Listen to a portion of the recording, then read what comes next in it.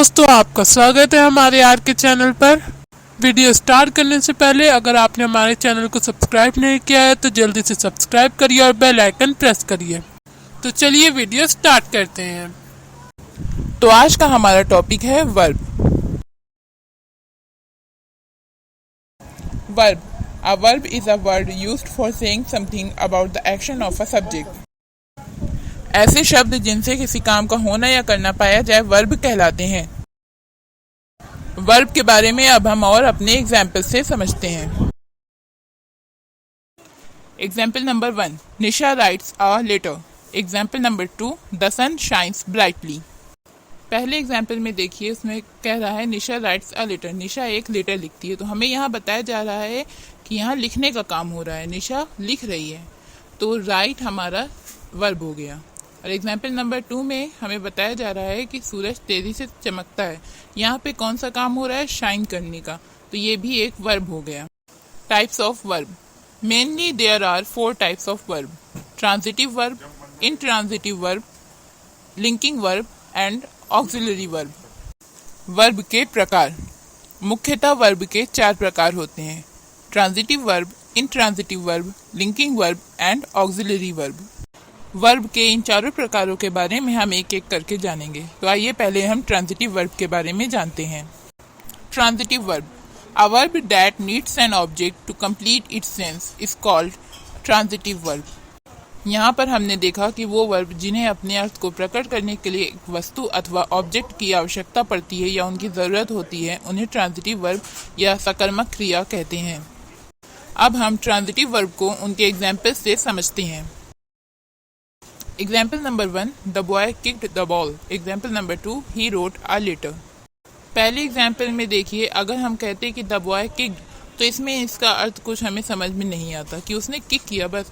अब यहाँ पे द बॉल एक ऑब्जेक्ट की तरह है, जो जिससे हमें ये बात साबित हो रही है कि लड़के ने बॉल को किक किया है, तो इससे इस सेंटेंस का कंप्लीट सेंस समझ में आ रहा है। इसी तरह एग्जाम्पल नंबर 2 में ही रोट अ लेटर, अगर हम सिर्फ कहते हैं ही रोट, तो तब भी हमें इस सेंटेंस का कंप्लीट सेंस नहीं समझ में आता, जो कि है ही रोट, मतलब उसने लिखा। उसने क्या लिखा हमें नहीं पता चलता, मगर सेंटेंस अगर यही लिखते हैं ही रोट अ लेटर, एक ऑब्जेक्ट उसमें ऐड करते हैं अ लेटर, लेटर हमारा ऑब्जेक्ट है, हमने उसको ऐड कर दिया, तो हमें ये समझ में आ रहा है कि उसने एक लेटर लिखा है। इसे ही हम ट्रांजिटिव वर्ब कहते हैं। Intransitive verb, a verb that does not need an object to complete its sense is called an intransitive verb. Intransitive verb अर्थात अकर्मक क्रिया, ये वो क्रिया होती है जिसे अपना अर्थ पूर्ण करने के लिए किसी भी ऑब्जेक्ट अथवा वस्तु की जरूरत नहीं होती है। इंट्रांजिटिव वर्ब को अब हम एग्जाम्पल से समझते हैं। Example number 1, birds fly. Example number 2, the sun shines. पहला सेंटेंस है बर्ड्स फ्लाई, चिड़िया उड़ती हैं। अब यहाँ पे हमें इसके लिए किसी ऑब्जेक्ट की ज़रूरत नहीं है। इस सेंटेंस का अर्थ समझने के लिए हमें यहाँ साफ साफ समझ में आ रहा है, चिड़िया उड़ती है। और एग्जाम्पल नंबर 2 है द सन शाइन्स, सूरज चमकता है। यहाँ भी हमें ऑब्जेक्ट की ज़रूरत नहीं है इन सेंटेंस का अर्थ समझने के लिए। इस वर्ब को ही हम इंट्रांजिटिव वर्ब कहते हैं। यहाँ पे फ्लाई और शाइन्स दोनों हमारे वर्ब हैं।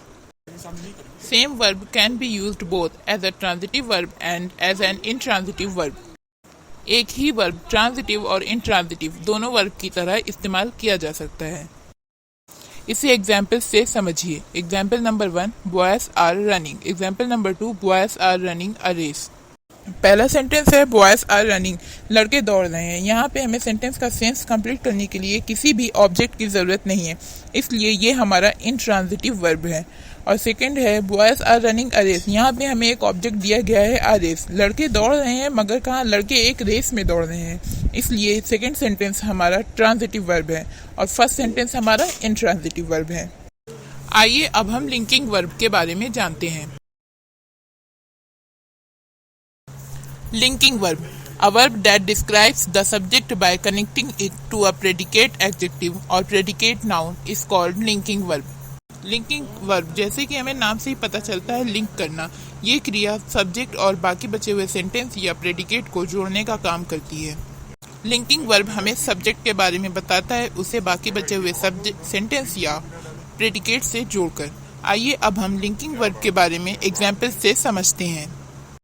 Example number 1, my brother was a player. Example number 2, they are a problem.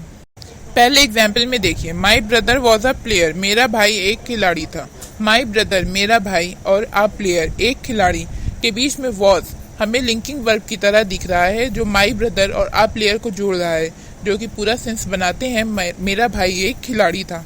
इसी तरह से दूसरा सेंटेंस है दे आर अ प्रॉब्लम। यहाँ पे पहला देखिए दे और दूसरा है अ प्रॉब्लम, मतलब वे और एक मुश्किल। तो यहाँ पे आर हमारा लिंकिंग वर्ब की तरह है जो उन दोनों को जोड़ रहा है, मतलब वे एक प्रॉब्लम है, वे एक परेशानी है। The most common linking verbs am, is, are, was, were, being, been. साधारणतः इस्तेमाल होने वाले लिंकिंग वर्ब हैं am, is, are, was, were, being, been. Auxiliary verb, a verb which is used with a main verb to help or express the main verb's tense, mood or voice is called an auxiliary verb.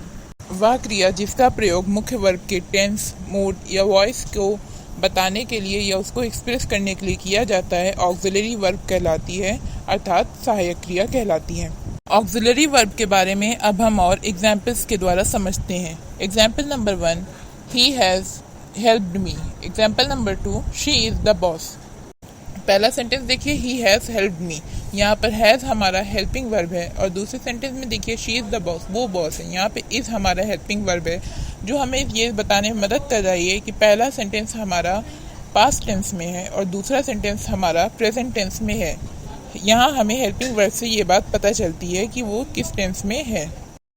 The most commonly used auxiliary verb is, am, are, was, were, do, does, has, have, had। आमतौर पर होने वाली सहायक क्रिया ये है is, am, are, was, were, do, does, have, has, had। तो दोस्तों, आज का हमारा ये टॉपिक यहीं पर ख़त्म होता है। अगर आपको हमारी ये वीडियो पसंद आई हो तो वीडियो को लाइक, शेयर कीजिए और चैनल को सब्सक्राइब कीजिए और बेल आइकन को प्रेस कर दीजिए, जिससे आपको हमारे आने वाली वीडियो की नोटिफिकेशंस मिलती रहें। और अगर आपको हमारे चैनल से कोई क्वेश्चन हो तो आप कमेंट बॉक्स में हमें कमेंट करके बता सकते हैं।